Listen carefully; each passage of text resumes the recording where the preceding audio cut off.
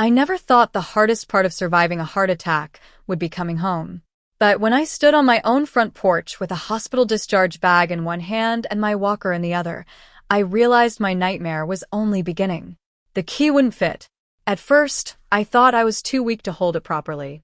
My hands were still trembling from weeks in the hospital. I tried again. Nothing. Then I noticed the shiny new lock. My stomach dropped. I knocked on the door. And when my daughter opened it, the look on her face told me everything. My name is Linda Carter. I'm 59 years old, born and raised in Columbus, Ohio. For most of my life, I believed family was everything. I worked as a school secretary for nearly 30 years, raised my daughter Emily alone after her father left us, and spent every spare dollar making sure she had opportunities one never had. Emily was my only child, my whole world. When she was young, people used to tell me how lucky I was. She was smart, funny, and ambitious. Even after she got married and had 2 children of her own, we stayed close. Or at least I thought we did. 6 months before everything fell apart, Emily and her husband Ryan ran into financial trouble. Ryan's construction company lost several contracts, and they were struggling to keep up with mortgage payments. Naturally, I helped. I let them move into my house temporarily. Just until things get better, Emily promised. I believed her. The arrangement seemed harmless. My house was large enough for all of us. Besides, I loved having my grandchildren around. At first, everything felt normal. Then little things started changing. Emily began making decisions about the house without asking me. She rearranged furniture. She replaced decorations. She even started referring to the place as our house. Whenever I gently corrected her, she laughed. "Mom, we're family. What's yours is ours." At the time, I convinced myself she meant well. I wanted to believe that. Then came the heart attack. It happened on a rainy Tuesday morning. 1 minute, I was making coffee. The next, I was on the kitchen floor struggling to breathe. The weeks that followed were a blur of hospital rooms, medications, tests, and endless doctors. Emily visited occasionally, but she always seemed distracted. Whenever I asked about the house, she changed the subject. I should have paid attention. I should have seen the warning signs. Instead, I focused on recovering. I trusted my daughter. The day I was discharged, Emily insisted on picking me up. The drive home felt strangely quiet. She barely spoke. When we pulled into the driveway, I noticed several changes immediately. The flower beds I had planted years ago were gone. My porch furniture had disappeared. Even the front door had been painted a different color. Confused, I asked what happened. Emily didn't answer. She simply helped me out of the car. And that's when I discovered the new lock. The lock that kept me out of the home I had spent 27 years paying for. The lock that revealed a betrayal I never imagined possible. As I stood there staring at my daughter, I felt something inside me break. Because the next words out of her mouth would change our relationship forever. And they would begin a battle neither of us was prepared for. I stared at Emily, waiting for her to explain. Instead, she crossed her arms and looked away. "Mom," she said quietly, "we need to talk." Those 4 words sent a chill through me. I was exhausted, weak, and still recovering from weeks in the hospital.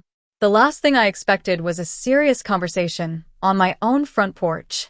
"Then let me inside first," I replied. Emily hesitated. That hesitation told me more than any words could. Finally, she stepped outside and gently closed the door behind her. The sound of the door clicking shut felt like a knife twisting in my chest. "Emily," I whispered, "what is going on?" She took a deep breath. "We've been living here for months, Mom. The kids are settled. Ryan's business is still struggling. We need stability." I frowned. "What does that have to do with changing my locks?" Her eyes hardened. "We thought it would be best if you stayed somewhere else for a while." For a moment, I genuinely thought I had misunderstood her. Somewhere else. "Maybe assisted living," she said. The world seemed to stop. I felt the blood drain from my face. "Assisted living?" I repeated. Emily nodded as if she were discussing the weather. "You almost died, Mom. You can't take care of yourself anymore." I couldn't believe what I was hearing. Just weeks earlier, Doctors had assured me that my recovery was going well. Yes, I needed rest. Yes, I needed to be careful. But I was perfectly capable of living independently. This wasn't about my health. This was about my house. Suddenly, dozens of strange moments from the past few months came rushing back. The way Emily had taken over decisions. The way Ryan spoke about renovations. The way they acted as if they belonged there permanently. I looked directly at my daughter. Did you plan this while I was in the hospital? She didn't answer immediately. That silence was all the answer I needed. Tears burned behind my eyes. Not because I was locked out. Because the little girl I had sacrificed everything for was standing in front of me, treating me like a problem that needed to disappear. A burden. An obstacle. I remembered working double shifts when she was young. I remembered skipping meals so she could participate in school activities. I remembered staying awake all night helping with science projects, college applications, and heartbreaks. I had given her every piece of myself. And now she was trying to take the one thing I had left. My home. Ryan suddenly opened the front door. He walked onto the porch with the confidence of a man standing on his own property. "Linda," he said, "let's not make this difficult." I almost laughed. Not because anything was funny. Because the situation was so unbelievable. "Make this difficult?" I said. "You're standing on my porch telling me I can't enter my own house." Ryan's expression darkened. The kids need a stable environment. So, do I. Neither of them responded. That silence confirmed everything. This wasn't temporary. This wasn't a misunderstanding. They had already decided my future, without asking me. What they didn't know was that a week before my heart attack, I had met with an attorney to update several important documents. At the time, it had felt like routine planning. Now it might become the only thing protecting me. I looked at Emily one last time. The sadness in my heart was slowly being replaced by something else. Something stronger. Determination. If my daughter wanted to treat me like a stranger, then she was about to learn something very important. The house was still legally mine. Every brick. Every wall. Every inch of it. And I wasn't about to surrender it without a fight. As I turned and slowly walked back toward the car, Emily seemed relieved. She thought she had won.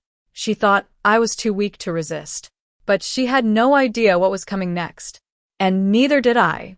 The moment I got back into the car, I stopped crying. Not because the pain was gone. Because I finally understood what I was dealing with.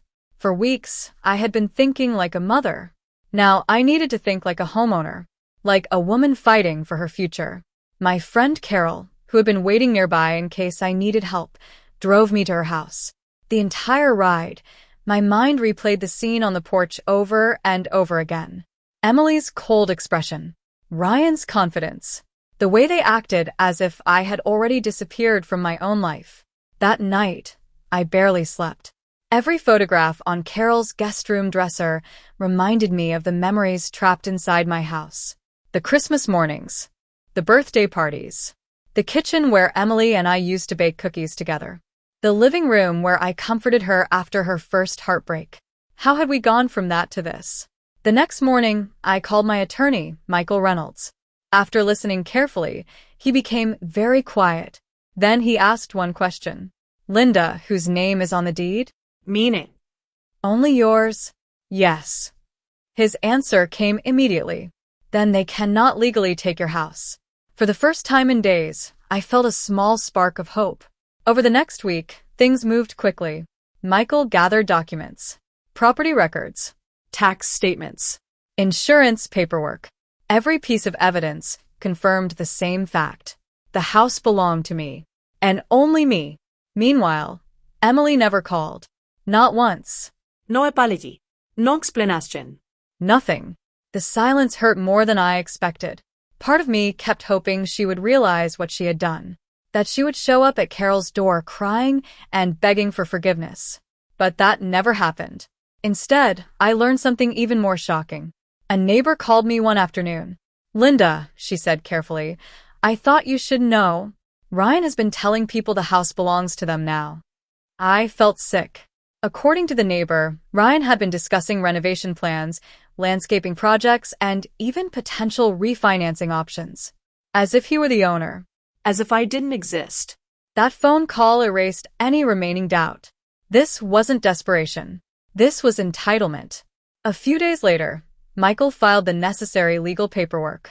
Then came the moment that changed everything. A formal notice was delivered to the house. Emily called me less than an hour later, for the first time in weeks.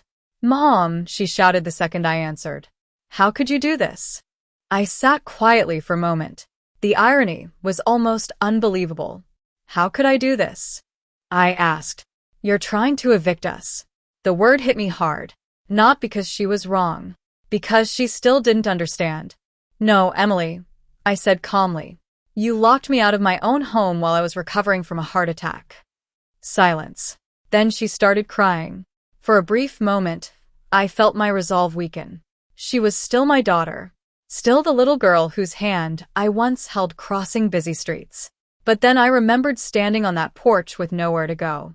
I remembered the humiliation, the betrayal, the fear. And I knew this had to end. A month later, the court's decision left no room for argument. The house was mine. The locks had been changed illegally.